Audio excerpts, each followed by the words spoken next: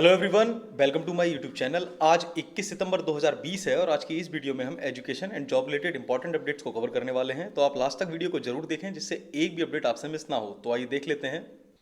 सबसे पहले बात कर लेते हैं बेसिक के टीचर्स के जो अंतर जिला तबादलों को लेकर अपडेट आई है। तो यहाँ दे रखा है, अध्यापकों की सहूलियत का ध्यान रखते हुए सीएम ने इस प्रस्ताव को हरी झंडी दिखाई है और लगभग 54,120 शिक्षकों के अंतर जिला तबादलों को मंजूरी दे दी है। तो ये मामला है परिषदीय प्राथमिक विद्यालयों का। यहाँ दे रखा है, परिषदीय प्राथमिक स्कूलों में सहायक अध्यापकों के 31,661 रिक्त पदों पर तत्काल भर्ती प्रक्रिया शुरू करने का निर्देश देने के अगले ही दिन रविवार को मुख्यमंत्री योगी आदित्यनाथ ने इन विद्यालयों के शिक्षकों को भी सौगात दी है।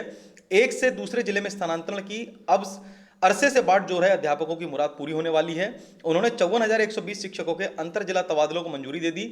एक खेप में परिषदीय स्कूलों के शिक्षकों के अंतर जिला तबादलों की अब तक की सबसे बड़ी संख्या है। इस स्थानांतरण प्रक्रिया का लाभ 28,306 महिलाओं, 25,814 पुरुष शिक्षकों को मिला है।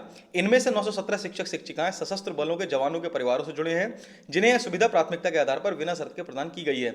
वहीं दिव्यांग श्रेणी के 2,285 शिक्षकों के आवेदन पत्रों को स्वीकार करते हुए इस पर कार्यवाही की गई है। साथ ही इनके अलावा गंभीर व असाध्य बीमारी से ग्रसित 2,186 शिक्षकों को भी ट्रांसफर का लाभ दिया गया है। राज्य सरकार के प्रवक्ता ने बताया कि अंतर जिला तबादले शिक्षकों की सुविधा और सहूलियतों का विशेष ध्यान रखा गया है। महिला शिक्षकों, सैनिकों के परिवार से जुड़े अध्यापकों, दिव्यांग और गंभीर व असाध्य रोग से ग्रसित शिक्षकों को प्राथमिकता दी गई है। बेसिक शिक्षा विभाग ने अंतर जिला तबादलों के लिए 2 दिसंबर 2019 को शासनादेश जारी किया था। तबादलों के लिए निर्धारित की गई शर्तों और मानकों के लिए गुणांक तय किए गए थे। एक से दूसरे जिले में स्थानांतरण के इच्छुक शिक्षकों ने नेशनल इंफॉर्मेटिक्स सेंटर से तैयार कराए गए सॉफ्टवेयर के माध्यम से ऑनलाइन आवेदन आमंत्रित किए गए थे। अंतर जिला तबादले के लिए कुल 1,04,317 शिक्षकों ने ऑनलाइन पंजीकरण किया था। इनमें से 70,838 ने अंतिम रूप से आवेदन किया था। प्राप्त आवेदनों का जिला बेसिक शिक्षा अधिकारियों को जनवरी और फरवरी में सत्यापन करना था। तो ये उन टीचर्स के लिए काफ़ी राहत भरी खबर है जो काफ़ी लंबे समय से ट्रांसफ़र की मांग कर रहे थे और किसी कारणवश उनका ट्रांसफ़र नहीं हो पा रहा था। तो ऐसे टीचर्स के लिए, ऐसे अभ्यर्थियों के लिए, ऐसे कर्मचारियों के लिए जो मुख्यमंत्री महोदय हैं, इन्होंने काफ़ी राहत भरा निर्णय लिया है। अब बात कर लेते हैं स्कूल्स को लेकर, क्योंकि आज 21 सितंबर से देश के कई राज्यों में स्कूल खोले जा रहे हैं और ये एक पायलट प्रोजेक्ट के तौर पर ये कार्य किया जा रहा है। तो इसका जो प्रभाव देखने को मिलेगा उसी के आधार पर पूरे देश में स्कूल्स खोले जाएंगे। तो दिल्ली, यूपी, उत्तराखंड, गुजरात और पश्चिम बंगाल में फिलहाल स्कूल्स नहीं खोले जा रहे हैं। इसके अलावा किन किन राज्यों में खोले जाएंगे ये भी मैं आपको डिटेल में बता देता हूँ। तो ये अपडेट है, केंद्र की इजाजत के बाद 21 सितंबर से 9th और 12th तक के स्कूल खोलने को लेकर बिहार, हरियाणा और मध्य प्रदेश समेत कई राज्यों ने सहमति दे दी है। 5 माह से भी अधिक समय के बाद सोमवार से इन प्रदेशों में आंशिक रूप से स्कूल खुलेंगे।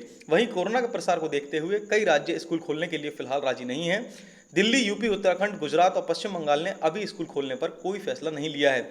साथ ही ये देखिए आप, हरियाणा, मध्य प्रदेश, बिहार, राजस्थान, इन जो राज्य हैं इनमें अभी स्कूल खोलने का एक पायलट प्रोजेक्ट चल रहा है जिसमें आंशिक रूप से खोले जाएंगे विद्यालय।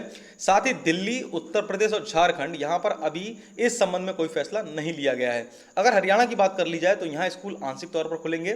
दिशा निर्देशों का पालन करते हुए 9th to 12th तक के छात्र स्कूल बुलाए जा सकते हैं। साथ ही मध्य प्रदेश में सरकारी और निजी स्कूल 21 सितंबर से खुलेंगे। हालांकि कक्षाएं नहीं लगाई जाएंगी, अभिभावकों की अनुमति से छात्र स्कूल जा सकते हैं। तो ये एक प्रकार की शुरुआत की जा रही है। अब इसमें देखने वाली बात होगी कि स्कूलों में काफ़ी चीज़ों का ध्यान रखना पड़ेगा स्कूल मैनेजमेंट को। यहाँ पर कुछ पॉइंट्स भी दे रखे हैं, जैसे सामाजिक दूरी का भी पालन करना होगा। छात्र कॉपी पेंसिल आदि शेयर नहीं कर पाएंगे। कक्षा में 6 फीट की दूरी पर मार्किंग करनी होगी। 50% शैक्षणिक और गैर शैक्षणिक स्टाफ स्कूल आ सकेगा। बाहर खुले में भी पढ़ाई हो सकेगी। कैंपस कक्षा, लेबोरेटरी और वॉशरूम सैनिटाइजर करना होगा। ऑक्सीजन लेवल जांचने के लिए ऑक्सीमीटर अनिवार्य होगा। शिक्षक और कर्मचारियों को फेस मास्क और सैनिटाइजर स्कूल से मिलेगा। तो ये अपडेट हो गई है स्कूल्स को लेकर, जहां पर स्कूल अब धीरे धीरे खोल दिए जाएंगे। नेक्स्ट अपडेट है लखनऊ विश्वविद्यालय के पीजी कोर्सेज के एंट्रेंस एग्जाम को लेकर। यहां दे रखा है, लखनऊ विश्वविद्यालय में पीजी की प्रवेश परीक्षाएं 10 अक्टूबर से आयोजित कराई जाएंगी। तो यहाँ डिटेल में देख लेते हैं। लखनऊ विश्वविद्यालय ने परस्नातक पाठ्यक्रमों में सत्र 2020-21 में दाखिले के लिए होने वाली प्रवेश परीक्षा का कार्यक्रम जारी कर दिया है। यह प्रवेश परीक्षा 10 अक्टूबर से शुरू होंगी। विश्वविद्यालय प्रशासन का दावा है कि एक से अधिक कार्यक्रमों में आवेदन करने वाले आवेदकों द्वारा चुने गए विषयों की किसी भी ओवरलैप को समाप्त करने के लिए सभी प्रयास किए गए हैं। यदि फिर भी केवल लखनऊ में प्रवेश प्रक्रिया के भीतर कई कार्यक्रमों में कोई ओवरलैप है तो आवेदक ईमेल आईडी पर जाकर सभी कार्यक्रमों के आवेदन पत्रों की स्कैन की गई कॉपी के साथ 22 सितंबर तक सूचित कर सकते हैं।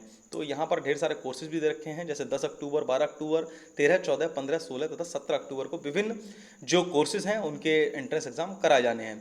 तो ये अपडेट हो गई लखनऊ विश्वविद्यालय के पीजी कोर्सेज के एंट्रेंस एग्जाम को लेकर। नेक्स्ट अपडेट है रुहेलखंड विश्वविद्यालय बरेली से, और यहाँ पर जिन स्टूडेंट्स को प्रमोट किया जाना है उसके लिए डिटेल्ड गाइडलाइंस जारी कर दी गई हैं। यहाँ दे रखा है रुहेलखंड विश्वविद्यालय ने सेकंड और थर्ड ईयर में प्रमोट करने की गाइडलाइन जारी कर दी है। यह गाइडलाइन वार्षिक और सेमेस्टर दोनों प्रणालियों पर लागू होंगी। प्रमोट होने वाले छात्र सेकंड और थर्ड ईयर की परीक्षा में जो नंबर पाएंगे उसके औसत के आधार पर प्रथम और द्वितीय वर्ष की मार्कशीट तैयार होगी। विस्तृत गाइडलाइन जारी करने के साथ अब विश्वविद्यालय ने प्रमोट की प्रक्रिया शुरू कर दी है। जल्दी इसके आधार पर छात्र सेकंड और थर्ड ईयर में एडमिशन लेकर पढ़ाई शुरू कर सकेंगे। रुहेलखंड विश्वविद्यालय ने इसको कोविड-19 परीक्षा परिणाम नियमावली का नाम दिया है। यह नियमावली रेगुलर, प्राइवेट और एक्स तीनों स्टूडेंट पर लागू होगी। विश्वविद्यालय ने यह सुविधा दी है कि गाइडलाइन के अनुसार मिलने वाले औसत अंकों से असंतुष्ट छात्र 2021 में होने वाली बैक परीक्षा में शामिल हो सकते हैं और इसके जरिए उनके अंकों में सुधार करने का मौका दिया जा सकता है। नए नियमों के तहत सेमेस्टर प्रणाली में अंतिम सेमेस्टर को छोड़कर बाकी सेमेस्टर के उत्तीर्ण प्रश्न पत्रों के औसत प्राप्तांक के अनुसार उनका परिणाम जारी किया जाएगा। स्नातक प्रथम वर्ष में जिन विषयों और प्रश्न पत्रों की परीक्षा नहीं हुई है उन विषयों और प्रश्न पत्रों में छात्रों को प्रोन्नत कर दिया जाएगा। ऐसे छात्र द्वितीय वर्ष की परीक्षा में शामिल होंगे और उनको मिलने वाले नंबरों का औसत जो प्रथम वर्ष के अवशेष यानी कि जिन प्रश्न पत्रों की परीक्षा नहीं हुई होगी उसे जोड़कर मार्कशीट बनाई जाएगी। यही व्यवस्था सेकेंड ईयर और थर्ड ईयर में प्रमोट होने वाले छात्रों पर लागू होगी। मान लीजिए कोई छात्र सेकेंड ईयर या थर्ड ईयर में प्रमोट होने के बाद फेल हो जाता है तो उसको अगले साल होने वाली सेकेंड और थर्ड ईयर की परीक्षा में शामिल होना होगा, पर उसको सेकेंड ईयर की परीक्षा में मिलने वाले नंबरों का औसत ही उसके प्रथम वर्ष के नंबर माने जाएंगे। यही व्यवस्था सेमेस्टर प्रणाली में भी लागू होगी।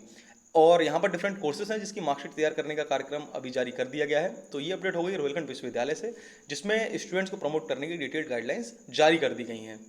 नेक्स्ट अपडेट है 69,000 सहायक अध्यापक शिक्षक भर्ती को लेकर, और इस भर्ती को लेकर जितना ज़्यादा समय हो चुका है वहीं अब देखने को मिल रहा है कि जो यूपी की योगी गवर्नमेंट है वो एक्शन मोड में एक्टिवेट हो गई है। और यहाँ पर देखने वाली बात है कि 31,661 यानी इस भर्ती का एक पार्ट को शिक्षकों को सीएम देंगे नियुक्ति पत्र। यानी अब जो इसकी अध्यक्षता कर रहे हैं, इसमें जो कंडक्ट मीटिंग कराई जा रही है उसकी अध्यक्षता माननीय योगी जी कर रहे हैं, और योगी जी ने स्पष्ट संदेश दे दिए हैं कि अब इस भर्ती का जो एक पार्ट है वो बहुत ही जल्द आपको पूरा देखने को मिल सकता है। और चयनित जिलों के जो अभ्यर्थी हैं उनको स्वयं वो नियुक्ति पत्र देने वाले हैं। तो इसमें देखने वाली बात है कि इस हफ्ते काफ़ी बड़ा फेरबदल आपको देखने को मिल सकता है। वहीं दूसरी तरफ इस स्टूडेंट्स का एक ग्रुप ऐसा भी है जो इस भर्ती को चाह रहा है कि पूरी की पूरी भर्ती जो 67,867 चयनित अभ्यर्थी हैं उनको एक ही बार में नियुक्ति दी जाए, सुप्रीम कोर्ट के डिसीजन के आने का वेट कर लिया जाए। तो यहाँ दे रखा है बेसिक शिक्षा परिषद में नवचयनित शिक्षकों को मुख्यमंत्री योगी आदित्यनाथ नियुक्ति पत्र देंगे। प्रदेश सरकार के प्रवक्ता ने बताया सुप्रीम कोर्ट के आदेश के तहत 69,000 शिक्षक भर्ती के पहले चरण में 31,661 नवचयनित शिक्षकों को नियुक्ति दी जाएगी। कुछ जिलों से चयनित अभ्यर्थियों को लखनऊ बुलाया जाएगा। सीएम ने एक हफ्ते में नियुक्ति प्रक्रिया पूरी करने के निर्देश दिए हैं।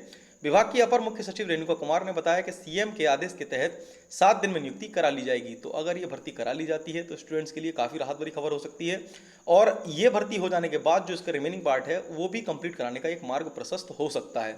तो इसमें जो ये वाला हफ्ता है यानी मंडे से लेकर सैटरडे तक का, ये काफ़ी ज़्यादा इंपॉर्टेंट होने वाला है।